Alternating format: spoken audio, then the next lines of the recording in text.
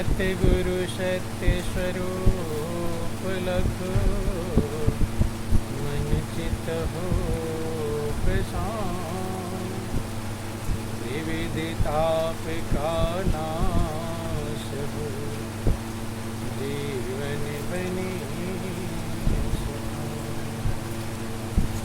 अमित महायश आपका महिमा कही न जाए। नीति नीति कही चुप है वेद ग्रंथ सब गाए। महाभयानक अरु कठिन भवसागर गंभीर। नाम जहाज बिठाए करे मीटे जन की पीर। मेरा मुझ में कुछ नहीं जो कुछ है सो तो तेरा तुझको सौंपते क्या लगे है। बोलिए प्रेम से गुरुदेव महाराज की जय। सच्चिदानंद भगवान की जय। उमापति महादेव की जय। पवन सुत हनुमान जी महाराज की जय। जगत जननी अम्बे मैया की जय। बोलो सब संतों की जय। सत्य सनातन धर्म। आप लोग आगे हो जाओ थोड़ा, और दोनों घर वाले इधर बैठे और किसक जवाब थोड़ा सा आगे हो जाओ।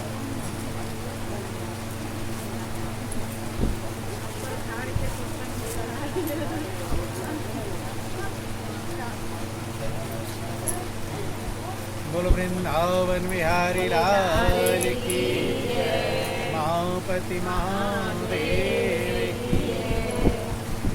बहुत ही सौभाग्य का समय है कि उस महाप्रभु की असीम दया दृष्टि से हम सभी लोगों को ये सत्संग का परम पावन अवसर मिला है। वास्तव में जब कभी सत्संग मिले तो प्रभु की बहुत बड़ी कृपा समझनी चाहिए। इससे बड़ी कृपा दुनिया में कोई मौजूद नहीं, क्योंकि यही हमें सच्चे रास्ते तक पहुंचाता है। जिसके जीवन में सत्संग नहीं मिला उसका जीवन और पशु का जीवन बराबर कहलाता है। दोनों में कोई अंतर नहीं। पशु भी संसार में आता है, खाता है, पीता है, कमाता है, बच्चों का पालन किया और मरकर चला जाता है। इतना ही काम मनुष्य करता है। विवेकानंद ने कहा था कि मुझे आधी रात को 16 कोस पैदल चलकर जाना हो, अंधेरी रात में, अकेले, अंधकार की रात है, अकेले जाना है, 16 कोस की दूरी है पैदल, आधी रात का समय। कहते मुझे चांडाल के घर का अन्न खा लेना पड़े लेकिन मुझे सत्संग मिल जाए। क्या मिल जाए? सत्संग। तो मैं अपने जीवन को बहुत बड़ा भाग्यशाली समझता हूं। सत्संग से बढ़कर दुनिया में कोई लाभ नहीं। लाभ तमाम है। एक बार का समय जिक्र आता है, भगवान शंकर प्रसन्न मुद्रा में बैठे थे।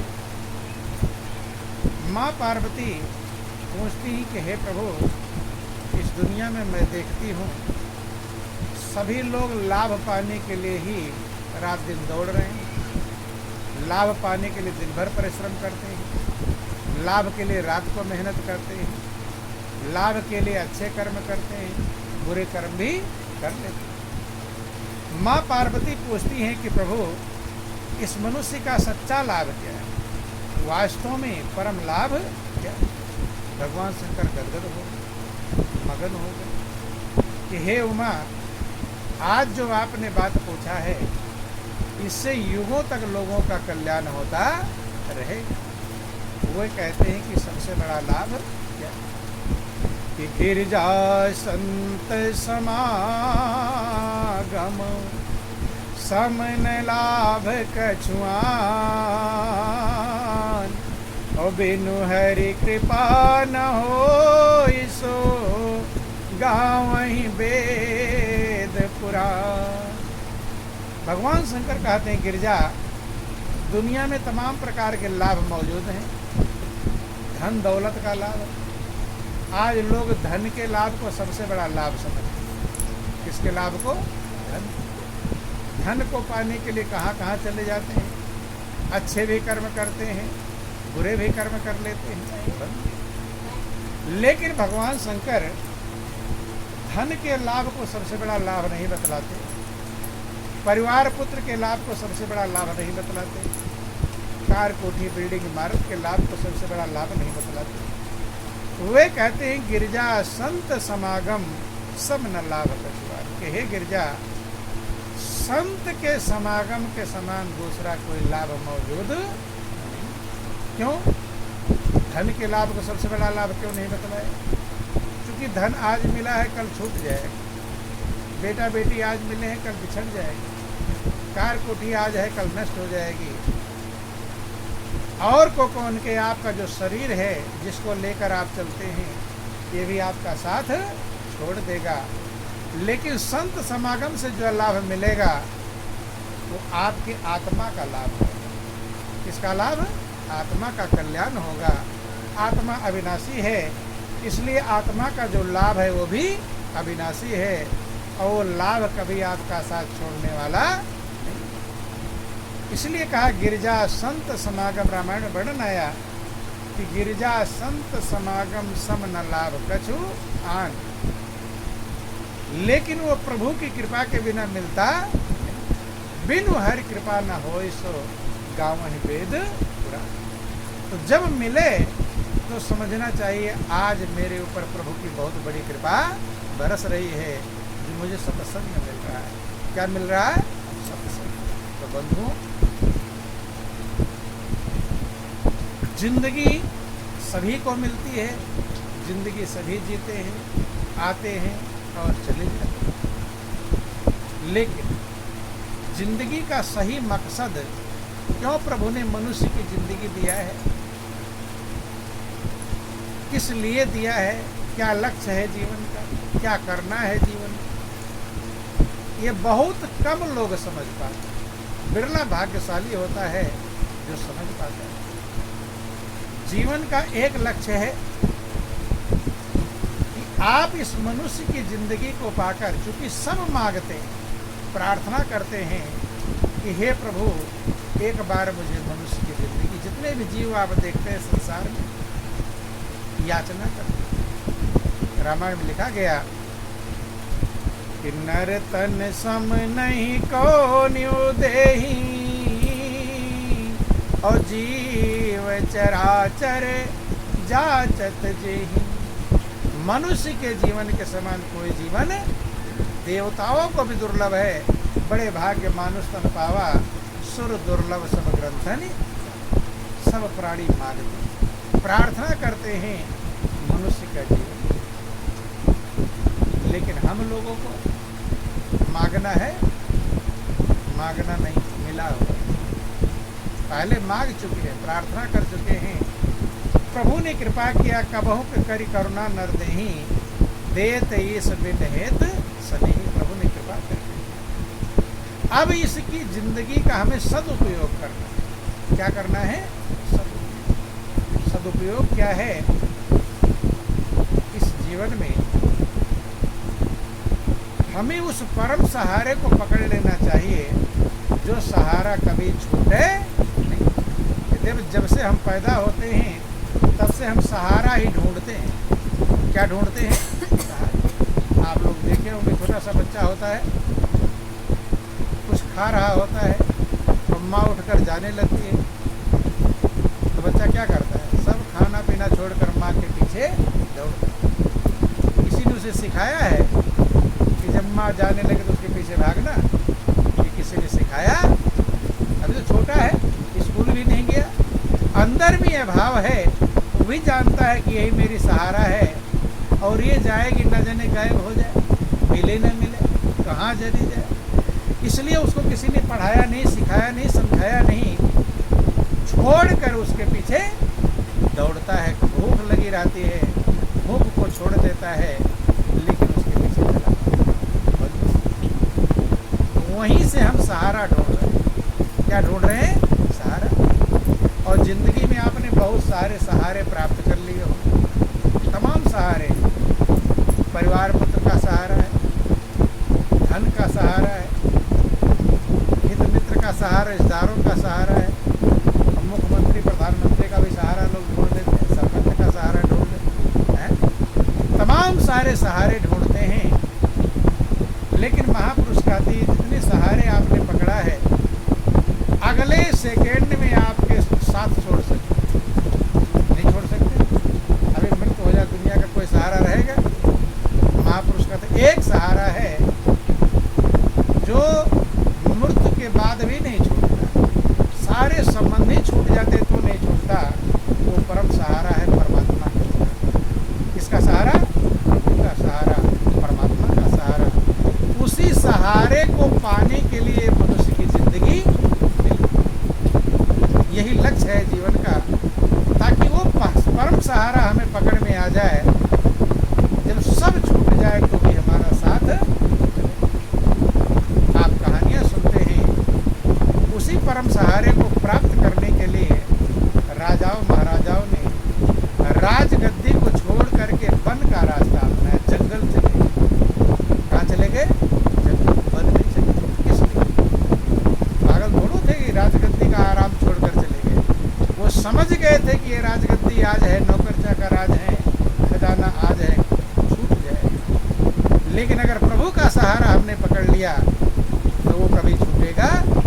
जंगलों में चले गए, पता नहीं वहाँ राजगद्दी पे बैठने वाला राजा, वहाँ चटाई मिलती होगी नहीं, क्या खान नौकर चाकर कौन कहे, क्या खाने को मिलता होगा? कोई सीजनल फल मिल गया, खा लिया, संकट सह लिया, लेकिन उस परम सहारे को पकड़ लिया।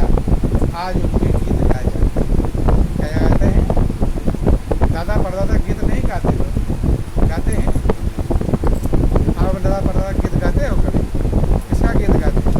ध्रुव का गीत गाते हैं, प्रहलाद का गीत गाते हैं, हरिश्चंद्र का गीत गाते हैं, नानक मोहम्मद कबीर सब क्यों गीत गाते हैं? क्योंकि उन्होंने परम सहारे को पकड़ लिया।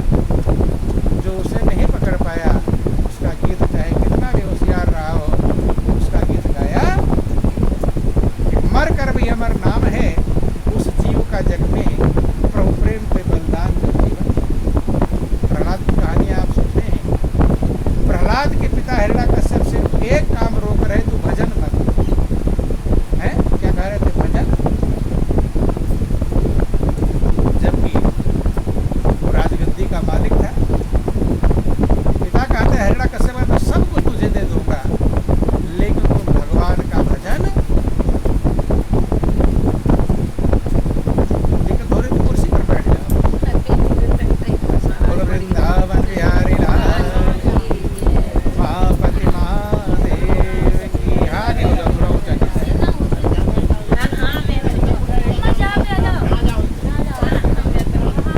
हाँ उसी बैठ जाओ, आराम से, ढाल है ना, ढाल। बोलो वृंदावन बिहारी लाल की, महापति महादेव की। ध्यान देना, गौर करो और समझने का ध्यान देंगे आप, समझने का प्रयास करना चाहिए। प्रहलाद ने जब समझ लिया कि प्रभु ही मेरा परम सहारा है, तो दुनिया का लोभ हिरण्याकश्यप ने दिया कि राजगद्दी सब कुछ तुझे मिल जाएगी, भजन में छोड़। क्या छोड़ दे? पिता प्रहलाद को मारा, ना प्रभु का नाम छोड़ा। उसने प्रभु के नाम को छोड़ा, लोभ से नहीं छोड़ा। सारे रास्ते, साम दाम दंड भेद, सारे रास्ते अपनाए, प्रहलाद को मारने का प्रयास। क्या किया? कहानी आप लोग भागवत गीता में सुनते रहते हैं। हाथी से कुचलवाया गया, पहाड़ से गिराया गया, गर्भगृह में बांधा गया, आग में जलाया गया। उस एक गुरु भक्त था। किसका भक्त था? प्रहलाद गुरु नारद थे।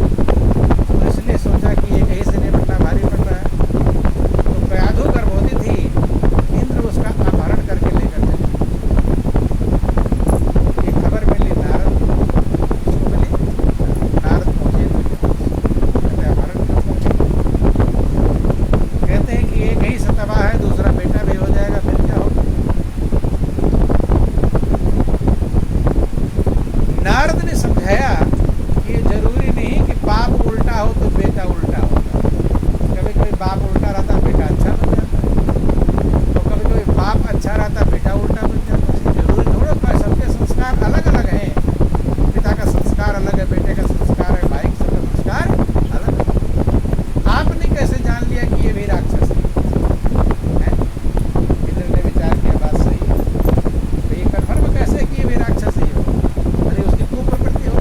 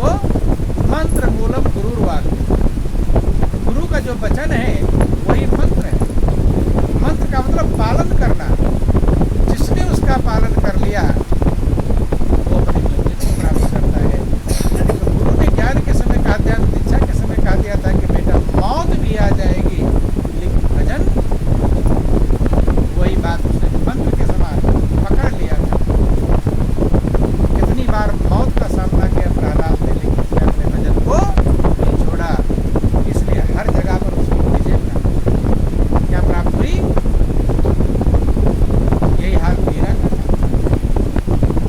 मीरा गुरु संत रैदास थे।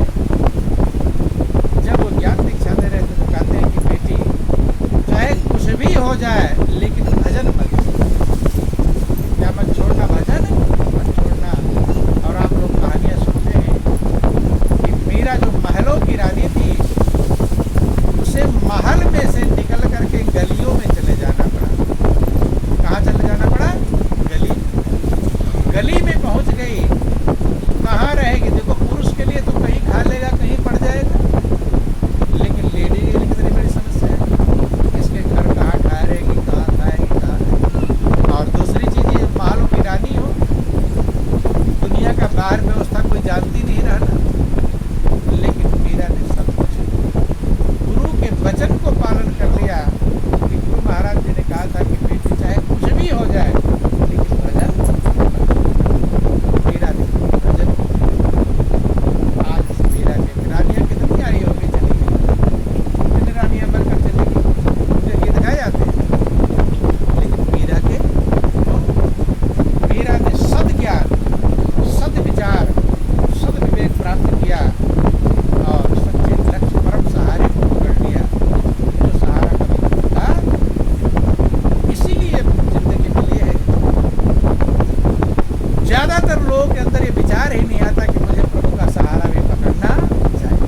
उनके समझ में सिर्फ इतना है कि अच्छा अच्छा कमा लो, अच्छा अच्छा खा लो, अच्छा अच्छा पहन लो, बस इसी में पूरी जिंदगी गुजारो।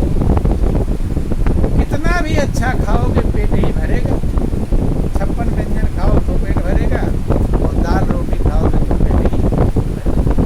और ऐसा नहीं व्यंजन खाने वाला बड़ा पहलवान हो जाता है, और साधारण खाने वाला ऐसा नहीं।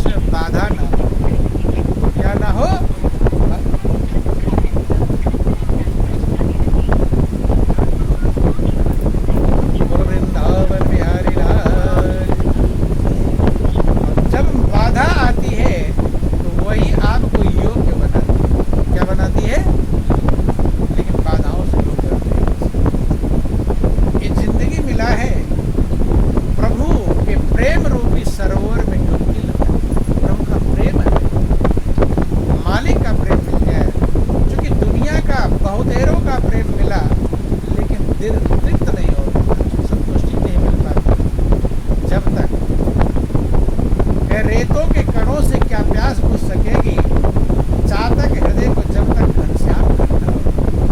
दुनिया को महापुरुषों ने रेत का कण बताया। जैसे हिरन रेगिस्तान में जाता है, चमकती हुई रेत को नदी की धारा समझता है। प्यासा है, लू चल रही है, दूर चमक रहा है जैसे नदी है। जैसे आपके यहाँ जब लू चलती है तो खुले मैदान में देखोगे लग रहा है कुछ चमक रहा है बगीचे के पास, देखते हैं। या सड़क पर धूप तेज हो रही हो, गाड़ी लेकर जब चलते हैं तो सड़क आगे लगता भीगी हुई दिखाई पड़ती है, तो वहाँ पहुँच जाओगे भीगी कहाँ। ये भ्रम है सूर्य की रोशनी का। ऐसे रेगिस्तान में जो रेत रहता है, चमकता है, तो उसको लगता है हिरन को कि शायद वो नदी। दौड़ता है कि अब मेरी प्यास बुझ जाएगी। जब वहाँ पहुँचता है तो और आगे की रेत चमकती, आगे की बालू चमकती। ऐसे दौड़ दौड़ करके अपनी जिंदगी को खत्म कर देता है। कि रेत है उससे प्यास बुझने वाली, ऐसे हम लोगों की जिंदगी है बंधुओं। हम लोग भी उसी प्रकार जिंदगी जी रहे हैं। आज जहाँ पर आप हैं यहाँ पर संतुष्ट नहीं, क्या मन है?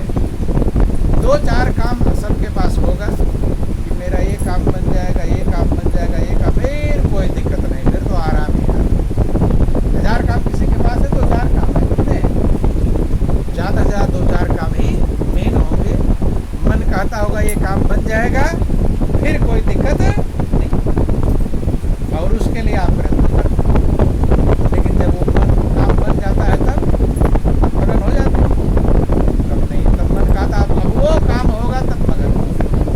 वही हिरन वाला हाल है, यहाँ खड़ा तो सोचता वो नदी की धारा है, वहाँ दौड़ के बस वो आगे ऐसे दौड़ता रहता है। ऐसी जिसमें आप संतुष्टि पाना चाहते हैं, ये नदी की धारा नहीं है, रेत। लग रहा है संतुष्टि मिल जाएगी, लग रहा है बेटी की शादी हो जाएगी। बहुत लोग कहते हैं बेटी की शादी हो, गंगा नहा लेंगे, फिर कोई दिक्कत नहीं। तो बेटी की शादी हो जाती, मगन हो जाते हैं उसके बाद? नहीं, सोचते हैं कि ऐसा हो जाए। कुछ लोग मकान बन जाएगा फिर तो आराम ही आराम, कोई दिक्कत नहीं, आराम हो जाता है उसके बाद, फिर नया तैयार हो जाता है ना, दूसरा वो होगा तो। ऐसे महापुरुष कहते हैं कि 1 हुए तो 10 होते, 10 हुए तो 100 की इच्छा है, और 100 हुआ तो मन में आया अब सहसा हो तो अच्छा, 1000। बस इसी तरह बढ़ते बढ़ते राजा के पद पर पहुंचा है, फिर भी संतोष नहीं होता। ऐसी यह डायन कृष्णा कहते हैं कि कभी पूछती कि जब तलक हृदय या तृष्णा है तब तलक प्रकाश नहीं होता, आयु नाश हो जाती है। लेकिन तृष्णा का नाश, इसी तृष्णा को पूरा करने में हम मेन लक्ष्य प्रभु का सहारा पकड़ना था, उसे ढीला कर देते हैं, उसे कमजोर कर देते हैं, उसे भूल जाते हैं, और ये पूरा होता नहीं तो वो छूट जाता है।